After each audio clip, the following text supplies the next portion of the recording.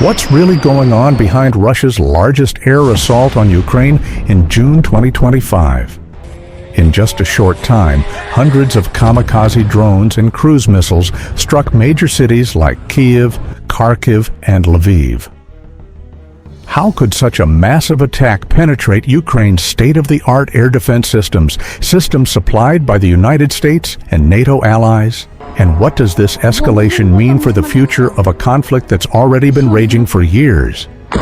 In this video, we'll dive deep into the timeline of the attacks, the reasons behind this massive escalation, Ukraine's air defense capabilities, and the bigger geopolitical game at play.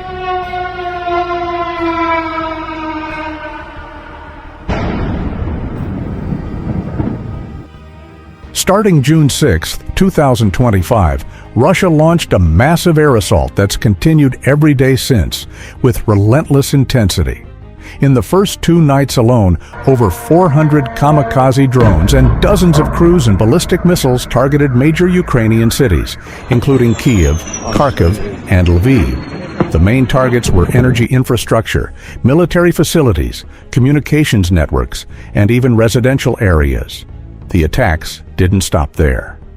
In the following nights, the scale remained as intense, or even grew, with nearly 500 drones and dozens of missiles launched simultaneously. Although Ukraine's air defenses managed to shoot down the majority of these attacks, significant damage still occurred, and civilian casualties kept rising. This marked a new, far more intense and dramatic phase in the conflict.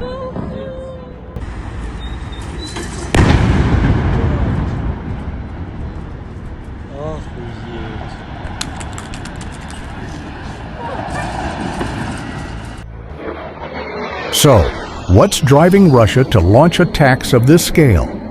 One major reason is retaliation for Ukraine's Operation Spiderweb in May 2025, an operation that penetrated and destroyed Russian command centers and critical logistics routes in the Donbass and Crimea regions. For Russia, this wasn't just a material loss, it was a strategic humiliation that struck at the core of their military pride. Adding to this, increased Western support for Ukraine, including deliveries of advanced weapons like ATACMS missiles, Patriot defense systems, and especially F-16 fighter jets, has made Russia feel threatened. The Kremlin views this Western aid as direct NATO involvement in the war, crossing a red line they've long maintained. This massive attack also signals a shift in Russia's military strategy. They're increasingly relying on asymmetric tactics, mixing large numbers of cheap drones with hypersonic missiles and electronic warfare to gradually degrade Ukraine's air defenses. The goal: to drain Ukraine's expensive and limited missile interceptors. In addition to drones and cruise missiles, Russia has deployed strategic bomber aircraft, specifically the Tu-95MS, in these operations. These long-range bombers carry out precision strikes using the Kh-101 cruise missile, a stealthy, long-distance missile capable of evading radar defenses. The Kh-101's ability to fly at low altitudes and maneuver makes it especially difficult for Ukraine's air defenses to intercept. Alongside these missiles, Russian bombers also drop FAB-series bombs, which are high-explosive general-purpose bombs. Though older technology compared to guided missiles, FAB bombs cause devastating damage when dropped in large numbers over key infrastructure targets. This combination of cutting-edge missile technology and traditional aerial bombing adds another complex layer to Russia's air campaign, putting even more strain on Ukraine's defensive systems.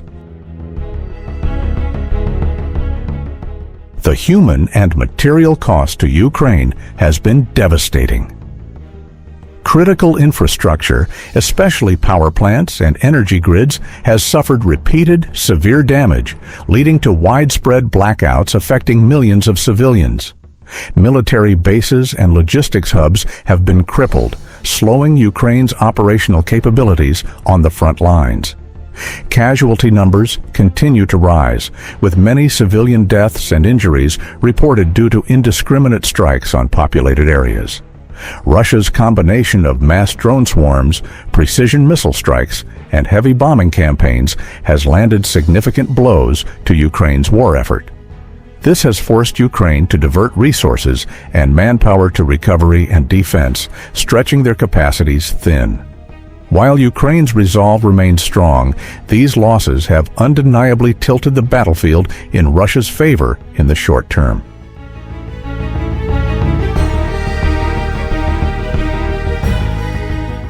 Many are asking, is Ukraine just a pawn in the geopolitical chess match between Russia and the West? On one hand, it's true Ukraine bears the brunt of the war. They're not a NATO member, so they don't have the direct military protections that come with Article 5.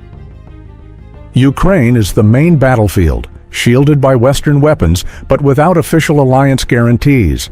On the other hand, Ukraine is not a passive victim. Since the 2014 Maidan Revolution, the people and government of Ukraine have made a clear choice: to distance themselves from Russian influence and move closer to the West and Europe. They're fighting to defend their sovereignty and determine their own future. The Ukrainian government has also been actively managing strategies and negotiations to secure maximum support from its allies.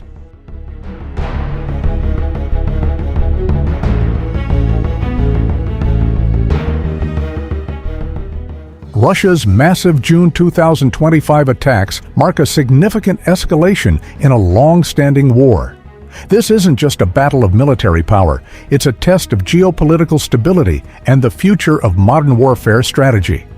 For Russia, the attacks are a show of strength, an attempt to regain dominance on the battlefield.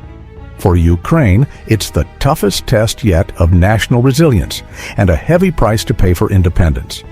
Is Ukraine merely a casualty of great power rivalry, or a symbol of true resistance and freedom? These questions remain open, and the world watches closely as the conflict enters its next, even more intense chapter.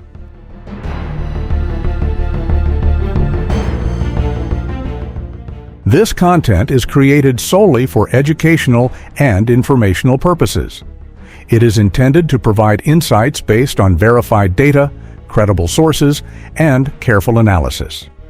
Our goal is to foster a deeper understanding of modern military technology and current events, not to promote or endorse any form of conflict, propaganda, or political agenda. We strictly oppose the spread of misinformation and hoaxes. Every piece of information presented has been carefully sourced from reliable, publicly available references. We encourage viewers to approach the topic with critical thinking and respect for all sides involved, maintaining a focus on knowledge sharing and open discussion.